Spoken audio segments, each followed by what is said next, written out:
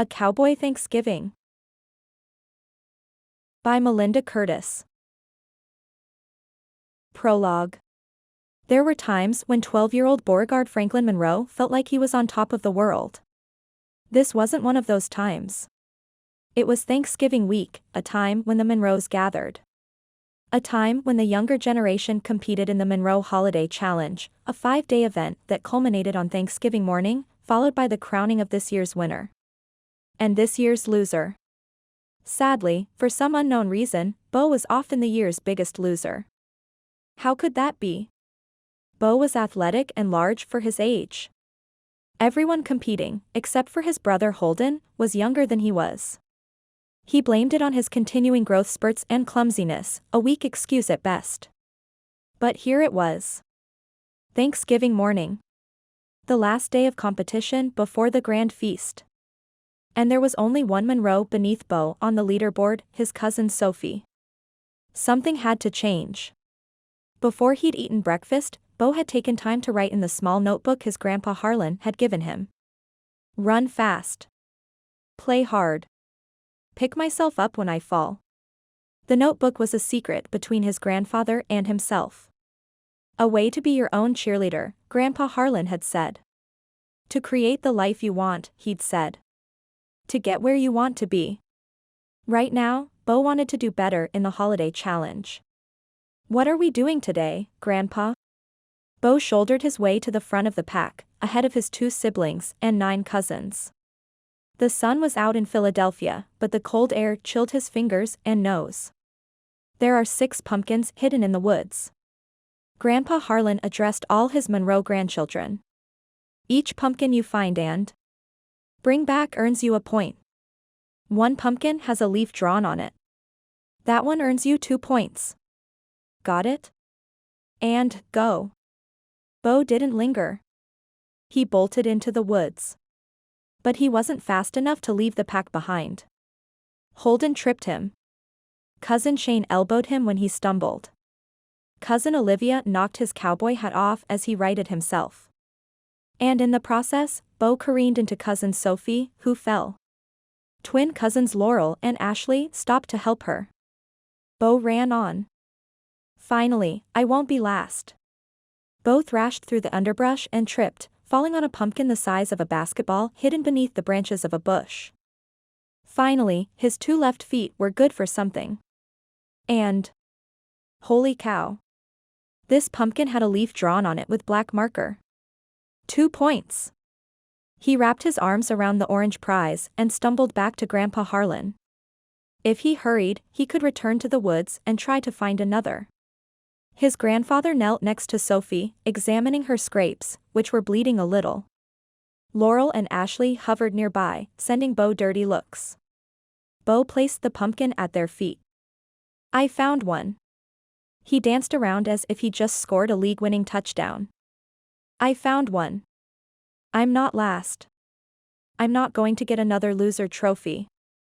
Stop right there. Grandpa Harlan straightened and put a hand on Bo's shoulder.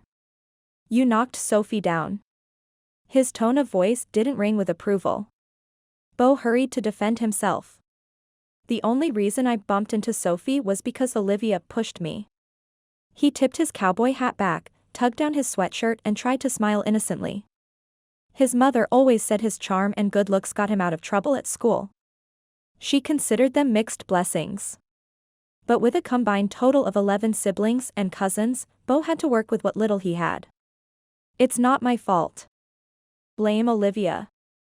But you didn't stop to make sure your cousin was okay. Grandpa Harlan helped a still crying Sophie to her feet. As the grand poobah of the Monroe Holiday Challenge, I hereby award your pumpkin to Sophie. Laurel and Ashley cheered. But Bo's shoulders slumped. I would have helped her up if I'd have known that was a rule.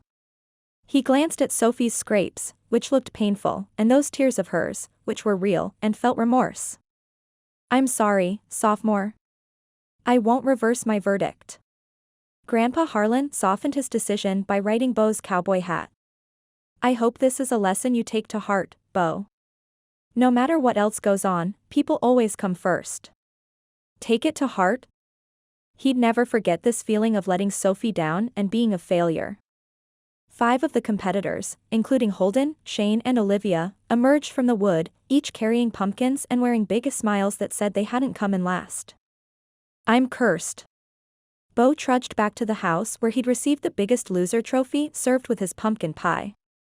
I hate the Monroe Holiday Challenge. I'm done playing. But he knew that was a lie. Because if there was a chance that he wouldn't come in last in the competition, he was going to take it. As for the rest of his life, he was going to try his best never to be last at anything else. Ever. Chapter 1. Good news, Bo. We're bringing back the Monroe Holiday Challenge this Thanksgiving. Bo Monroe had just taken a sip of his beer when his cousin Shane made his announcement. He nearly sprayed said beverage into the fire pit in the backyard of the Bucking Bull Ranch. Instead, he managed to swallow and say in a choked voice, "Why?" A steady stream of snowflakes fell with a soft pitter-patter on his straw cowboy hat. It was a week before Thanksgiving and snow had been falling in Second Chance, Idaho, since October. Or so he'd heard. Bo and his dog Spot had just arrived from Texas for a visit and Bo had accepted an invitation to have a beer with Shane and Jonah after a family dinner. Spot, his Harlequin Great Dane, was hanging out with the rest of Shane's family indoors, probably curled up in front of the fire since the dog was a born and bred Texan, not used to temperatures below 50. You want to know why we need to bring back a beloved holiday tradition? Shane sat at Bo's right. He grinned from ear to ear, and considering he'd been in a near-fatal car crash a few months ago, it was good to see him smiling again. But not over this. Because none of you want me to hold the holiday challenge crown forever. Bo's competitive streak agreed. It was his pride that didn't want to compete. You've held the crown for over 20 years. I'm willing to let you hang on to it forever. Jonah shrugged deeper into his jacket in the chair to Bo's left. Born and raised in Hollywood, Bo's scriptwriting cousin hated the cold as much as Spot did. Jonah wore a blue parka, fur-lined hood up over his short red hair. I hated those challenges. And most of us hated Olivia, Holden, and you, Shane, for winning. Bo nodded. But this time things will be different, Shane promised, sounding like a CEO at a shareholders meeting, which was fitting considering he had been a CEO up until last January. In deference to the cold, Shane wore a thick, stylish blue jacket, a knit cap and gloves. He might be living on a ranch, but he was not, and never would be, a true cowboy. We have to do this before we're too old. Thinking of age and physical prowess, Bo sized up Shane, making a mental tally of his cousin's corporate softness. I could take him. If I wasn't cursed in the challenge. I don't know about Bo, but I'm not up for a physical competition. Jonah stretched one leg toward the fire, groaning like it pained him to do so. I pulled a muscle climbing the ladder to the hayloft. And what were you doing in the hayloft? Shane teased. I was helping Emily move hay. Jonah tried hard not to smile, but ended up grinning back at Bo, still riding his wave of post-engagement bliss. Although Bo was happy for his cousin, that bliss stung a little. Over a year ago, he and Jonah had been in love, or thought they'd been in love, with the same woman, Aria. They'd both lost her. A blessing of sorts, as it turned out. Jonah had quickly moved on, writing a script about the experience as a form of therapy before landing the heart of Emily, a diehard cowgirl and former rodeo queen. Bo had been picking up the pieces of his heart at a slower pace, taking into consideration Aria's last words to him. Look at us together. We're perfectly matched in the mirror, Aria had said in a voice that was as delicate and refined in tone as her polished good looks. You may be an engineer, Bo, but you have no ambition, no life plan. And nothing to indicate you want a wife and family, except for those scribbles you make in your notebook every morning. And Spot, I suppose. She'd scratched his dog behind the ears before handing Bo his leash and dog dish, items she'd used while dog sitting. And even Spot has to deal with your long absences from traveling and working on an oil rig. Spot had stared up at Bo with the same accusation in his big brown eyes. Even my dog thinks I stink at relationships. After that, Bo had taken a hard look at himself and realized that, on paper, at least, He looked like he wasn't interested in long-term relationships or happily ever after. He was determined to change that impression. "Listen," Shane said, voice rising above the soft hiss of falling snow and the crackle of flames. "I've been telling my boys about the challenge and they're excited." Bo and Jonah exchanged looks and then simultaneously said, "No. I reject your rejections." Shane wasn't the type to give in easily. "The boys have come up with a list of games to play, ones with a cowboy twist." The boys Shane referenced were the ones he was going to adopt in January after he married their widowed mother, Franny, at New Year's. "Are these games Franny approved?" Bo shook his head, dumping a bit of snow from his hat onto his shoulders. "Forget I asked. I need to approve the games. You all owe me that much." Jonah gaped at Bo. "I can't believe you said that. You're actually considering playing?" "Only if I have a chance to win. Or at least not come in last." "It was never about winning," said Shane, the family's most frequent winner. "And this time, it won't be cutthroat. It'll be fun. We'll have teams of 3 instead of competing one-on-one. 2 adults paired with a kid. I bet that boy you're picking up tomorrow will enjoy it, Bo." That boy was a relation of a friend of Bo's, Nathan Blandings, an Army engineer who'd been unexpectedly deployed overseas. Nathan had called a few days ago and, over a bad connection, asked Bo to host the young orphan for the week of Thanksgiving. Bo wasn't usually the man someone chose for such a job, him being a bachelor and all. Nor was he usually the man who accepted such a request, having an active social life. But he hoped the experience would give him perspective when it came to settling down and contemplating how to raise his own kids. "Fine. I'll take Max." Hopefully, the kid was a budding athlete with the will to win. "If only you had a significant other," Shane began. "Back off." Bo crossed his arms over his chest, trying not to look as wounded as he felt. "Not everyone finds love as easily as you two. Dude, we aren't the ones compared in appearance to underwear models." Jonah chuckled. "And yet, of the 12 Monroes who inherited Second Chance, everyone found love here, except you. I'm even last in love." Bo slumped in his folding chair. It was true. He couldn't go anywhere in town without seeing a happily partnered family member. They all had someone to confide in, to share private jokes with, to cuddle up with on a cold winter night. "And I have Spot. Who was a bed hog." Shane cleared his throat. "Bo, I know you attract a lot of attention just stepping into a room. Being too pretty is a curse," Jonah mocked mournfully. Bo pressed his lips together to keep from sneering at Jonah. "It's not all about physical attraction." Shane stared at the falling snowflakes dreamily, like a man staring at the woman he loved. "I saw something in Franny the moment we met. There was a sadness in her eyes.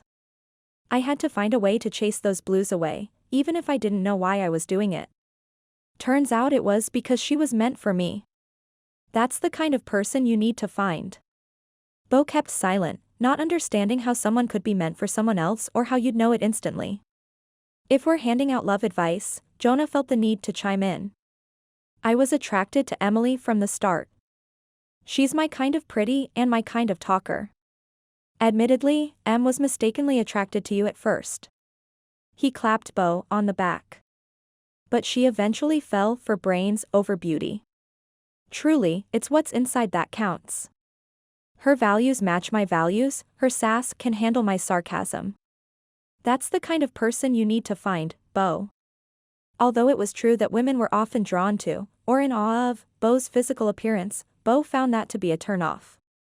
He was more than a pretty face. He shook his head, shaking off romantic notions, along with another dusting of snow. "That's enough, guys. I don't need love advice. I have a plan for love." As any good engineer would, once he applied his smarts to the situation. His cousin stared at Bo as if he'd bought a $10 ticket on a $2 ride. "I'm getting my house in order." "Literally." Bo warmed to his topic, leaning forward. "I made an offer on a home in Houston. And I want to find a place up here before I leave next weekend." Not to mention, he'd accepted a full-time job at an oceanographic oil company that offered generous health and retirement benefits. I've got a life plan, one that is specific about the kind of life I want to lead and the woman I want by my side. There would be no more falling for complicated, high-maintenance women or women with messy relationship histories. I've got a clear vision of my future. When my plans are in place, I'll look for love. And mark my words, the next woman I fall for isn't going to be able to resist me. His cousins' mouths hung open. In awe, Bo assumed. Friday afternoon, B.O. stood in baggage claim at the Boise airport holding a sign with a name printed in bold, black letters, Max Holloway. He scanned the approaching crowd for someone wearing an airline uniform and holding the hand of a young boy. A little girl wearing a bright pink tracksuit and thick, round glasses ran up to Bo, brown, corkscrew curls straining the bands around her ponytails. Hi. She tucked her thumbs beneath her purple backpack straps. I love cowboys. Is that so? Bo tipped his cowboy hat and spared a smile for the overly friendly girl before continuing his search for an escorted minor in the crowd. For Max Holloway? A woman with light brown, curly hair and thick, round glasses wheeled a large, yellow suitcase to a stop in front of Bo's booted feet and set a car seat by her side. She wore blue slacks, a white button-down blouse and a blue blazer. So much blue. She had to be an airline employee of some sort. But if she was, where was the little boy? I was expecting Max? Bo stared at the little girl, who seemed nothing like a Max and too small to be traveling alone, much less compete in the Monroe Holiday Challenge. It's Maxine, the woman said in a no-nonsense voice. Okay. Max was Maxine and an adorable little tyke. Plans for the Holiday Challenge would need to be adjusted. Even the lines he'd written in his notebook this morning, be positive, beat Shane, seemed a stretch. Maybe he'd use this as an excuse to drop out or at the very least get paired with someone who could help him win. Smiling, Bo handed the woman his placard. Do I need to sign anything before taking custody of Maxine? The woman gave him a disapproving once-over. The airlines had chosen her well. She didn't seem like the type to put up with drama, be it lost luggage or awkward transfers of minors traveling alone. The urge to win her over surged within him, strengthening his smile. Right. You need identification. Bo took out his wallet and showed her his driver's license. Are you looking forward to Thanksgiving? Yes. The airline employee stared at him steadily through her thick glasses. Her eyes were the color of his favorite, oak-aged whiskey. She glanced at his ID, Beauregard Franklin Monroe. Beauregard. What had his parents been thinking? Not everyone can grow into an old-school name like Beauregard.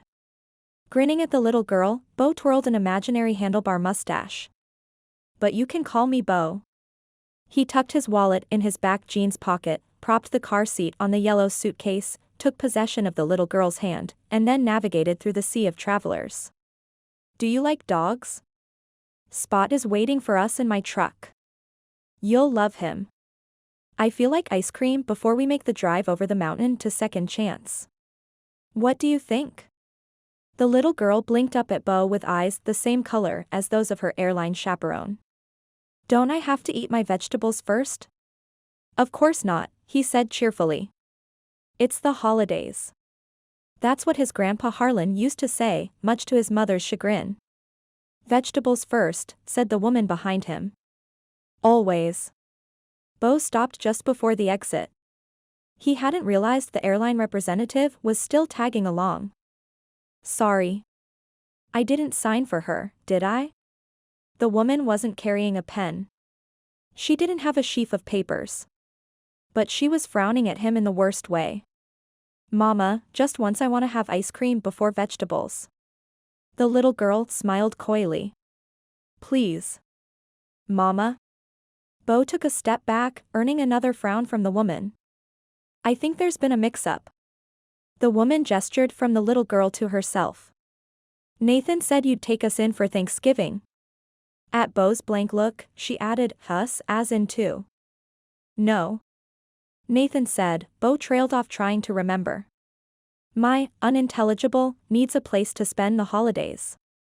Max is an orphan and, unintelligible, can't spend with them. Unintelligible, you owe me. Shane and Jonah were going to have a good laugh over this misunderstanding. They might even try to make a team out of them. Not a chance. Bo drew a deep breath, determined to make the best of things, such as they were. To be honest, we had a bad connection and I'm not sure what Nathan said exactly. Bo forced himself to chuckle, although he felt like nothing was funny. All I got was that some kid named Max needed a place to spend the holidays. And then came the email from Nathan with the flight number and arrival time, plus the name Max Holloway. The woman straightened her jacket and righted her glasses, all the while keeping a close eye on her little girl. Is that all? Yeah. That was the gist of it. He forced another mirthless chuckle, a little. Ha! Ha! Ha! That would never pass for Santa's ho-ho-ho. It's all good. There's plenty of room and second chance for both Maxine and you. Whoever she was. That's Luna, the woman informed him in an exasperated voice, pointing at her daughter. And I'm Max. She was the orphan? And to think, I used to like surprises, Bo muttered. I like cowboys, and Mama likes books. Luna pushed her glasses up her nose. One of her ponytails was askew over her ear, as if she'd fallen asleep in Maxine's arms and shifted her head to and fro to get comfortable. Which was adorable but wouldn't help him win any reindeer games. Are you a for-real cowboy, with a horse and everything? Bo drew back in mock surprise. Miss Luna, I'm a Texan. Now, I'm currently horseless, but... Well, shoot. Luna scuffed the sole of a little red, sparkly sneaker on the carpet. You aren't a real cowboy. You just look like one. I'm a Texan, Bo repeated, feeling a frown crease his brow as he defended his adopted home. Wearing boots and cowboy hats come second nature to me. Luna eyed him up and down. Do you have cows? No. Do you live on a ranch? No. You're not a real cowboy. The little thing had the nerve to look disappointed. In Bo. Except for Arya, Bo was never a disappointment to the ladies. He swallowed the compulsion to explain his life plan to a preschooler. Help me out here, Maxine. You're on your own, Beauregard. Maxine took possession of her daughter's hand and stepped around Bo, poised to take the lead. Which way? Chapter 2. How do you know Nathan? I met him working on an oil rig. The cowboy smiled, as if his statement explained everything, when it left Max just as confused as she'd been in the airport. Maybe he's not being evasive on purpose. Maybe he's shy, like me. Max noodled that theory from the front seat of the man's truck as he drove them out of the airport and toward the highway. Luna was strapped in her car seat in the back, sitting with Spot, the extremely friendly, ginormous Great Dane, whose black spots stood out on his white fur like buttons of coal on a snowman. The sky was overcast. The deciduous trees were bare. The roads were lined with black slush, evidence of a previous snowstorm. Everything outside the truck looked washed out and dingy. The gloom, and their less than auspicious start at the airport, didn't bode well for the week. It was important that things went well for Luna's sake. The holidays were all about making Luna happy. Max drew a deep breath and forced a chipper note in her tone. Nathan mentioned your family had a place in the mountains. That might be an understatement. Really? You'll see. She made a non-committal noise, wishing he'd say more. Spot is licking me, Luna reported, giggling. Max turned to look. Sure enough, the dog lay across the back seat facing Luna, body long enough for his tongue to reach Luna's cheek. Hey! Stop that. The dog ignored her. Spot believes everyone's face tastes as good as ice cream. The cowboy flashed a smile Max's way. He must have noted her frown, because he tapped his shoulder and said with authority, Spot, come. The extra-large dog pushed himself into a sitting position, faced forward and placed his muzzle on the cowboy's shoulder beneath his hat brim, earning a few pats. Stay, Max told the dog when he glanced her way, because the last time Spot had looked at her, he jumped into her lap. You've got to say it like you mean it. Beauregard Franklin Monroe, or Bo, as he'd told her to call him, was a man of few words, whereas Max was a woman of many. She could already tell that they were oil and vinegar. Everything about the gorgeous man was movie star perfection. His face had no bad side.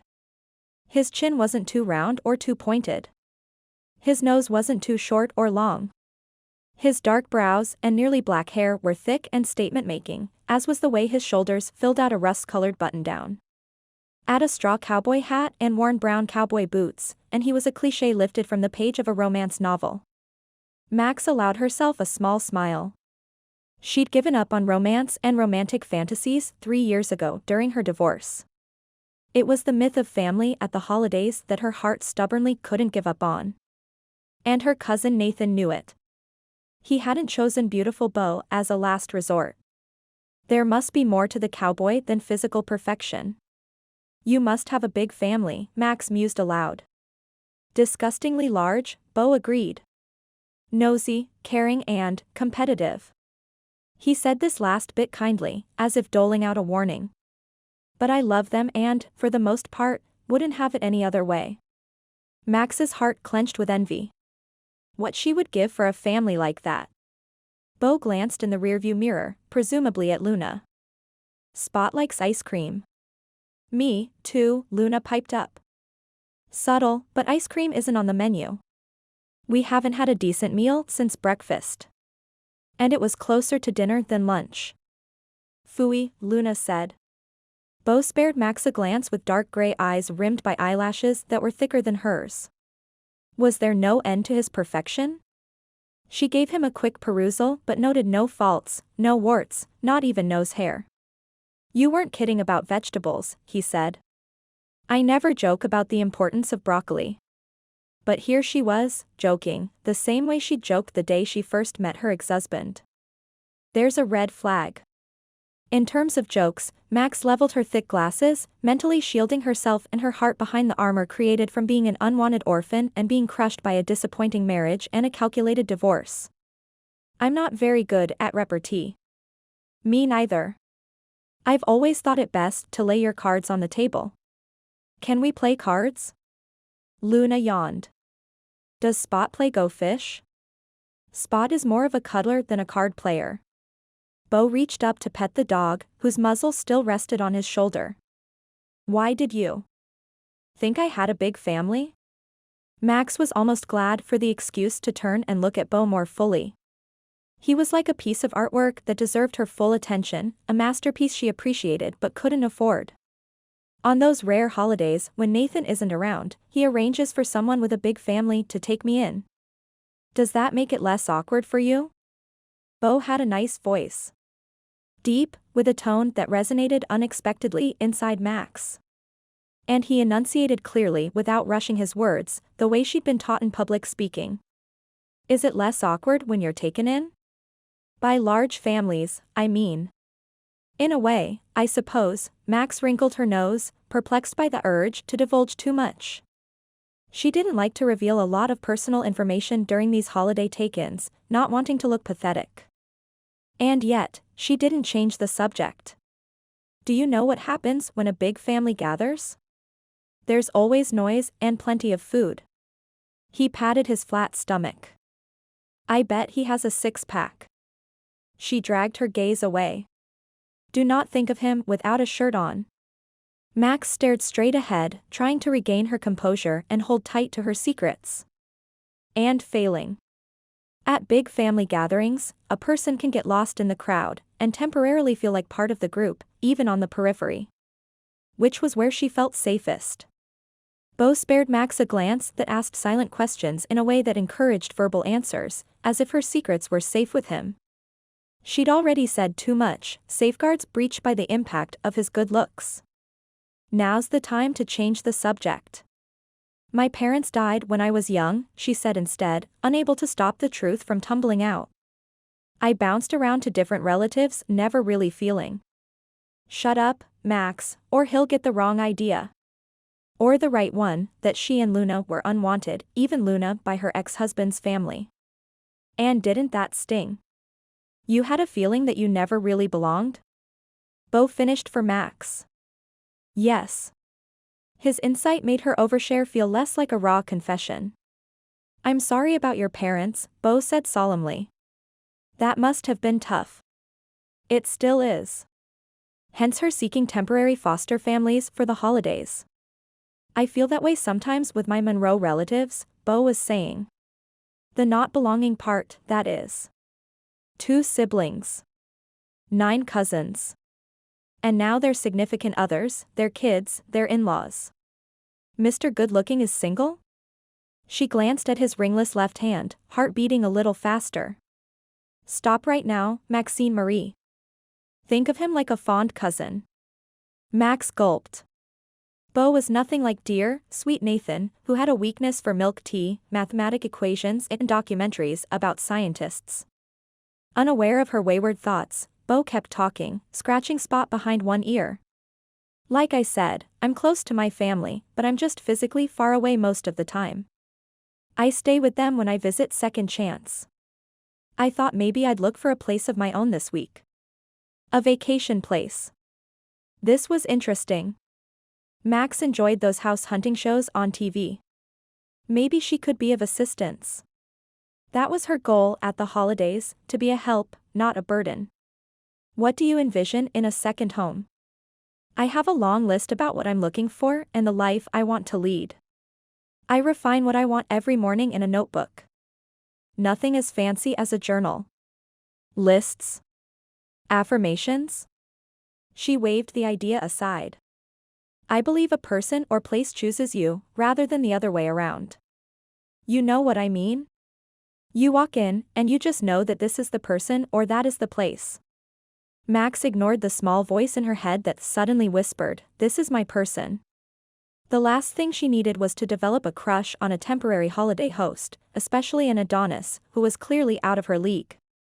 How did we get to talking about houses and significant others? There was something guarded about his expression, yet something vulnerable in his eyes when he glanced in the rearview mirror at Luna. He took an exit that headed east, directly towards some imposing, snow-covered mountains. I don't usually talk about my personal life when I first meet someone. Me either. It makes me wonder what we'll talk about tomorrow. And the next day. Or the next holiday. Don't even go there, Max. Her hands were clenched in her lap, fingers tightly intertwined. She made an effort to loosen them. It was difficult, much like the energy she'd be exerting in a week's time when she boxed up the holiday memories of the family she'd never see again and left a little bit of her heart behind. I hope you weren't expecting anything fancy. Bo filled the silence between them. We'll be staying at a cattle ranch. With real cowboys? Luna asked sleepily. Yep, he said with a wry smile. It's my cousin's fiance's ranch. Plus, there are circles upon circles of Monroes in Second Chance. Lots of kids for Luna to play with. And tons of people to meet. And feed, Max murmured, vowing to stay busy in the kitchen and far, far away from Bo. Mama, Spot's licking me again. Instead of giggling, Luna sounded sleepy. Somehow the large dog had moved without Max noticing. Spot, sit. Max snapped her fingers a few times to capture the great Dane's interest. Spot ignored her, intent upon cleaning Luna's cheek and keeping her awake. Spot, sit. Bo repeated the command with better results. The dog returned its head to his shoulder, bumping his hat brim in the process. You have to give a command like you mean it. I did, Max insisted, miffed although she'd never had a dog of her own. Bo shook his head. You said it softly, like you were melting into the background of a large crowd and didn't want to be noticed. Hey. Max bristled. But before she could think of a retort, Bo apologized. Sorry. I just meant you have to speak to an animal with conviction. I have conviction. How could she not? I have degrees in art history, English literature and linguistics. And I've applied to a foresight program. Sounds like you're full of conviction, Bo allowed, although he scratched beneath his hatband as if unsure. All those degrees, do you have a career goal in mind? Her fingers nodded again. Why couldn't she think of a good answer? Mama likes school, Luna murmured. Max untangled her digits, silently thanking her little girl for the save. Well, Bo rubbed at the dark stubble on his chin. I've never met anyone with more than 2 degrees, and they were all firmly established in a career after the second one. That's the goal of higher education, isn't it? To land a good job? He spared Max a quick glance, hopefully not noticing her trying to hide her disagreement. Help me out here. I'm working on the link between art history, English literature, linguistics and foresight, was it? Are you going to teach at a university someday or work for some top-secret government agency deciphering ancient texts to prove that aliens do exist and how they'll influence life in the future? Despite the tension, Max laughed, earning a grin from this unexpected cowboy. Still, there were some things she didn't joke about, and the importance of her continued studies was one of them. A distraction and distance were in order. I'm good at guessing holiday preferences. I'd say you're a turkey man. Bo's gaze narrowed but didn't waver from the road ahead, which had dropped down to a 2-lane highway that wound its way through a thickening forest of snow-dotted pines. Stepped over a line, did I? Not at all. Max forced herself to smile through the lie and pursue a distraction. I'm betting you're a turkey man. Mashed potatoes. No gravy. Simple food. Limited carbs. Wrong. You are so wrong. He chuckled. It was the first time she'd heard him laugh. The fake guffaw back in the airport didn't count. This sound was rich and layered, like the flavors in a nicely made pumpkin pie.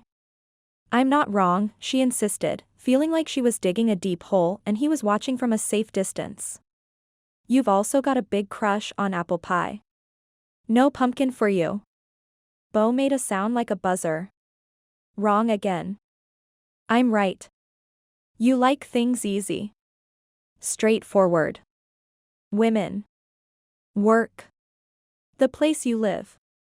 He made lists, for heaven's sake. People who made lists were people of action, not contemplation. She was right. Max refused to let her convictions go. And you're a Texan. Complications? Who needs them? He scowled. And that, too, was beautiful. Has Nathan mentioned me at all? Never. It's all right there. Her gesture encompassed him. Every gorgeous inch of Beauregard Franklin Monroe. You're a message being sent out to the universe. And despite her best intentions, she was receiving all those messages. Bo scratched beneath his hatband again, slowing for a turn. It was then she noticed the gadgets built into his dashboard. He had all the bells and whistles. There were more controls in his truck than she had apps installed on her cell phone. And he'd mentioned journaling, although he'd shied away from calling it as such. Am I wrong about him? Bo spared her another of his mischievous glances. Maxine, why did you need a place to go for the holidays? It's Max, she said in a thin voice wrought with frustration, a feeling that stomped all over her composure and made her want to give up trying to prove she was a clever woman of conviction and silently sit back and bask in the beauty and charm of Beauregard Franklin Monroe. But therein lay heart-crushing danger. She cleared her throat and started over, trying to convince herself, and him, that she was just another someone passing through his life. I told you why we're here. I'm an orphan. My parents died in a tornado 20 years ago. She still hated stormy weather. I bounced around the family for years. Spent high school with Nathan's parents. He treats me like his kid sister, always inviting me to the holidays. Always insisting she come. Things changed at the last minute and Max swallowed thickly, surprised by the emotion welling in her throat. As an army engineer, Nathan could be deployed to dangerous areas. I didn't want him to worry about us while he was overseas. It's why I agreed when he hooked us up. Hooked us up, Bo repeated slowly and with the beginnings of a smile. Not like that. Geez, don't live up to the stereotype of a brawny cowboy out to charm any and all females. Bo laughed. I get it now. You're the educated one, not me. He snuck her one of those sly glances, full of good humor and appreciation of the company, the kind that broke down her immunity to handsome men. You like turkey, too, by the way. And when it comes to leftovers, it's turkey sandwiches with a layer of cranberry sauce and cream cheese. Oh, and pumpkin pie with extra whipped cream for dessert. Max clasped her hands in her lap. He was right. And better than she was at keeping his private life private. Chapter 3. Bo, you missed everything. 5-year-old Adam greeted Bo when he parked his truck in front of the white, 2-story farmhouse at the Bucking Bull and got out. Adam was a first grader, the youngest of the Clark boys who lived on the ranch. Papa Shane and Jonah set up teams for the challenge. Of course they did. Bo scoffed, putting on his thick, shearling jacket and feeling like he was getting the short straw in the competition. "'Cept you need to find a girl for your team," Adam went on, pausing his info dump to call to Spot. "Here, boy. Come on." The Great Dane leaped from the driver's seat with the grace of a gazelle, took a beat to greet Adam and then sprang up the porch stairs before nudging the not-quite-shut door open and trotting inside. "Softy." Bo moved toward the truck bed. For such a big dog, Spot don't like the outdoors. Adam fell into step behind Bo. Despite the snow and the cold, the little cowpoke only wore a sweatshirt over his blue jeans and boots, not as bothered by the chill as Spot was. "Where's Max?" "He's on your team." "She." Bo hefted that big yellow suitcase out of the truck bed. "Max is a she and she isn't going to compete in the challenge. He should take this for a sign and withdraw. With Maxine on his team, he'd come in last again, for sure. But what if I didn't?" He silenced the hopeful voice in his head. He had a plan for this week, and it didn't involve chasing after pipe dreams of victory. He was going to find the perfect vacation home, one that any woman would step into and think it'd be ideal for a big family. Besides, Maxine didn't need to suffer through the challenge. She'd had a tough enough life. Orphaned. Single mom. No place to go at the holidays. A smile began forming on his lips. Not that Maxine wanted his sympathy. She may not know how to bring a dog to heel, but she was a spitfire, refusing to back down when he challenged her. And when she realized he'd gotten her to say more than she wanted. His smile spread.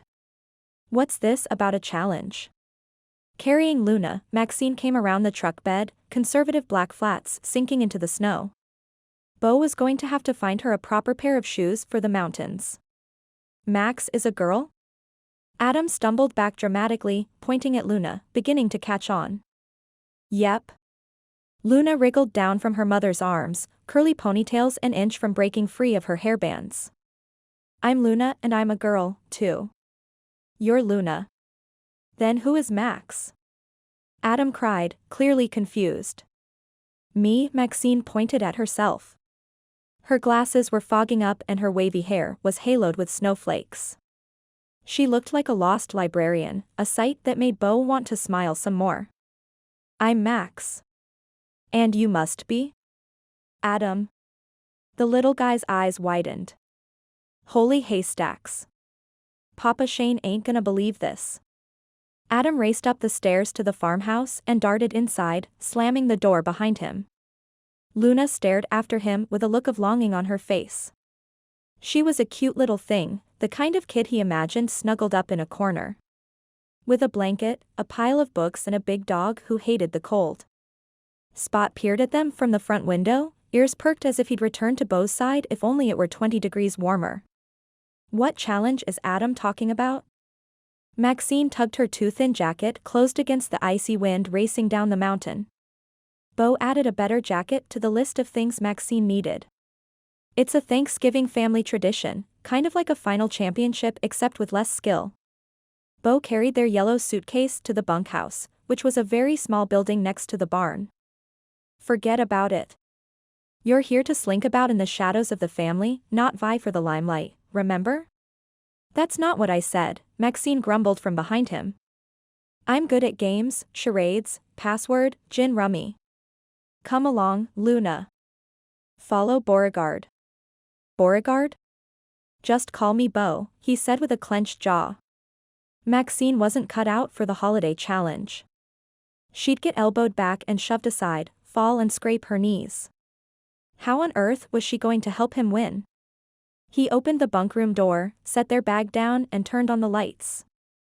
Just so you know, the challenge has nothing to do with indoor games or mental acuity. All games involve strategy, Maxine said with a sniff, nose in the air. Luna slipped past Bo and looked around, wide-eyed. Mama, are we camping? No, sweetie.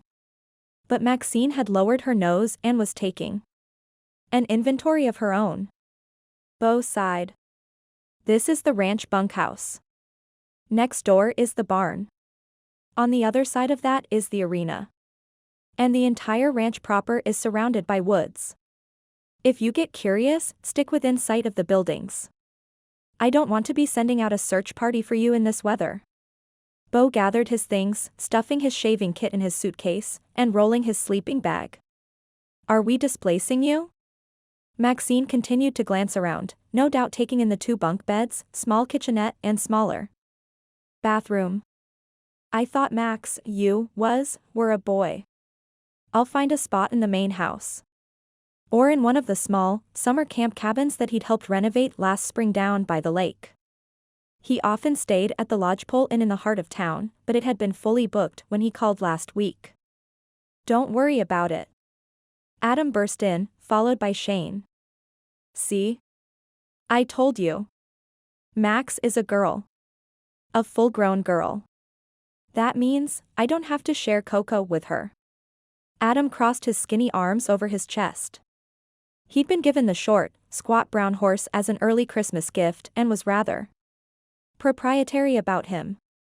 Are you a real cowboy? Luna's gaze darted to Shane, to Bo, and then to Adam. You're my size. Course, I'm a cowboy. Adam's eyes widened at the implication that he wasn't. Been one all my life. I've been wishing for a real cowboy since I saw one on TV. Luna moved to Adam's side and took his hand in hers. She clearly had game and sensed an opportunity. Is Coco your horse? Is he fast? Darn right, he is. Adam's chest puffed out with so much pride he didn't seem to notice a member of the opposite sex had a grip on him. Davy says he's small and Charlie says he don't run straight, but he's mine and he's perfect. Do you want to see him? Please. Luna glanced up at Maxine. Can I? Maxine nodded and the 2 kids ran out the door, presumably toward the barn where Coco was in a nice, warm stall. Bo thought now was a good time to make his exit, but Shane had closed the door behind the kids and stood in Bo's way. Welcome to the Bucking Bull. Shane greeted Maxine warmly, as if he'd expected a woman and a little girl all along. I apologize for the bunkhouse being a bunkhouse. Let me talk to Franny, my fiancé, her family owns this ranch. We'll shift people around. Special guests should stay in the main house. We'll be fine here, Maxine reassured him, adjusting her big, round glasses on her pert little nose.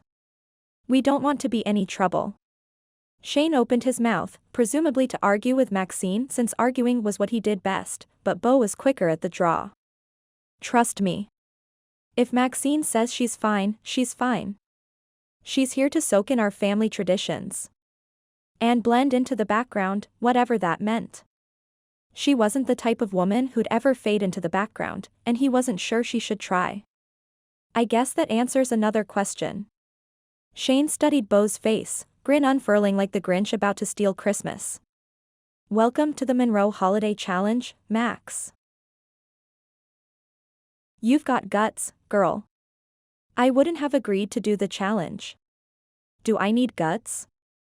Max asked Gertie, the elderly woman who'd brought her a glass of water.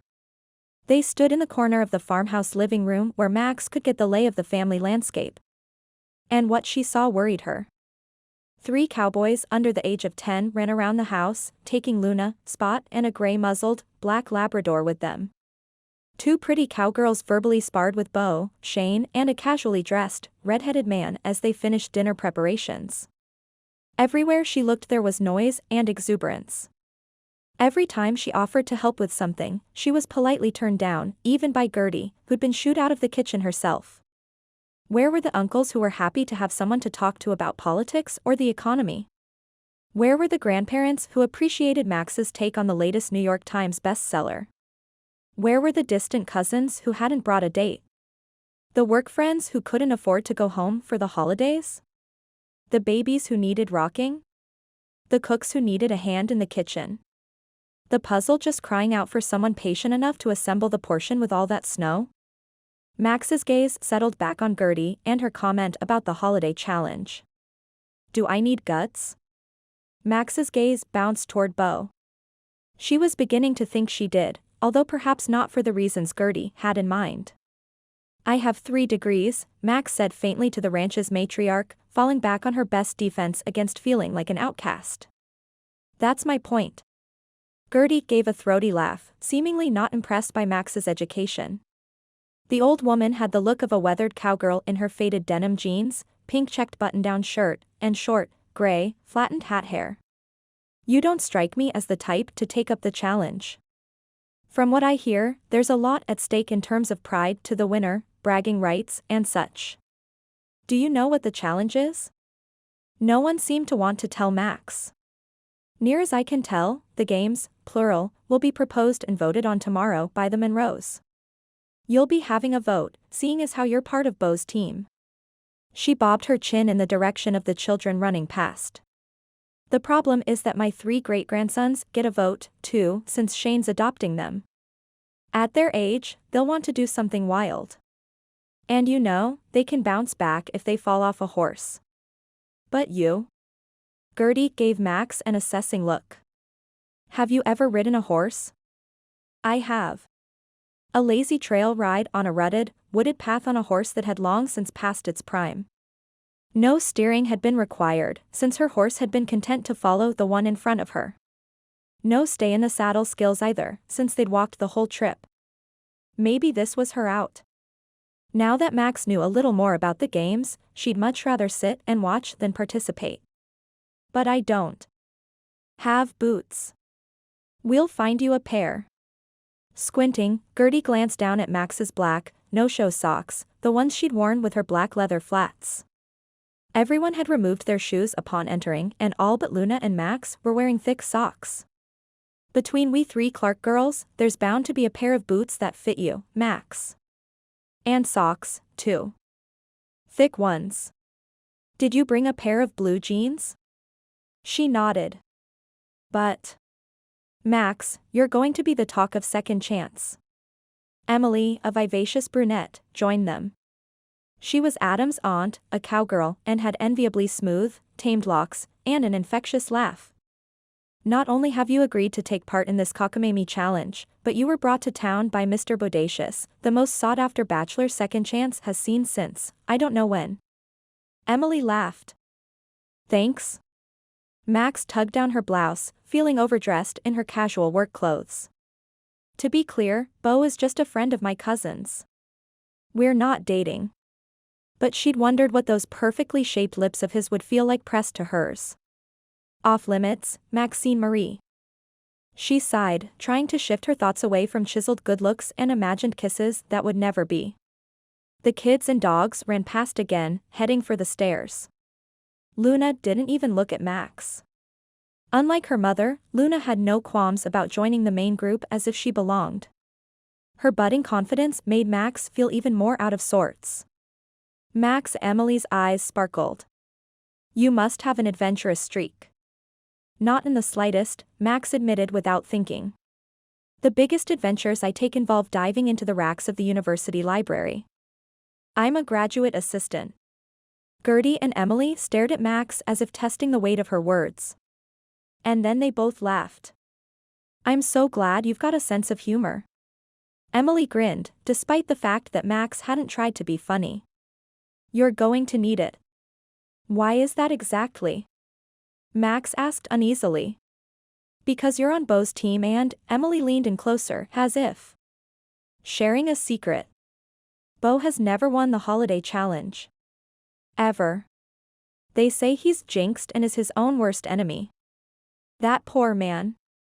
Max had the urge to hug him before she remembered that a man as attractive as Bo had no need for her sympathy. Women probably beat a path to his door. Every game has a strategy. And I have 3 degrees. Suddenly, things didn't seem so bleak. Bo needed a strategic thinker on his team. Maybe Max could be his coach rather than a participant. Dinner, someone called from the kitchen at the back of the house. The kids and the dogs came thundering back down the stairs, crowding Gertie and Emily. Again, Luna passed Max without acknowledgement. Again, Max felt she didn't belong, not even on the periphery of things. Max drifted toward the small folding table, the one set up for the children to eat in the living room. If she moved Luna to one side, she'd be able to squeeze in. Bo appeared next to Max, took her arm and steered her toward the kitchen. "You're not sitting at the kids' table. How did you? You told me you like to exist on the outskirts." They reached the kitchen and took their place at the back of the buffet line. "But there are only 4 chairs at the card table and there are 4 kids." "Oh, but Luna won't like it if you take the place of one of the boys at the table. She and Adam are best friends already and she worships his older brothers, Charlie and Davy." Max's head was spinning with all the new names and faces. But the fact remained. She didn't do well in boisterous groups. And everyone here was boisterous. Why so glum? Bo's hand was still on her arm, warm and guiding. "What's wrong with you? I thought you wanted to spend the holiday with my large family. But they're all so talkative?" "Yes. And loud." Huh. That's not my wheelhouse." Max tried to smile. "In fact, I've been thinking about this challenge of yours. I'm very good at designing game plans. I can be part of your team on the sidelines. A consultant. An assistant to direct the efforts of all those muscles. Your wheelhouse is bigger than you think." Bo glanced down at her with those beautiful gray eyes of his. "What sports did you play in school?" "Yoga." Max hated this feeling of being inadequate. Because if these challenges were anything like physical education classes in school, she was going to be the one who tripped over the ball and fell on her backside. Max wanted Luna to have a good holiday, but that didn't mean she wanted to fail at activities this cowboy bunch could complete easily. Bo continued to stare at Max as if she'd grown a second head and was harmonizing Christmas carols with herself. He blinked and washed a hand over his face. "Do you dance?" "Doesn't everybody?" "At home, where no one could see." He nodded briskly. "Good. At least, you're coordinated." "Oh." She wasn't. The beat eluded her. She danced to a drum all her own. Bo looked at her sharply, requiring another quick recovery. "I mean, check out the lasagna in that buffet. It smells as delicious as it looks." Bo mumbled something that sounded like he was in trouble. But it felt like Max was the one mired in difficulty, committed to a week in the mountains where she had no place to comfortably fade into the backdrop.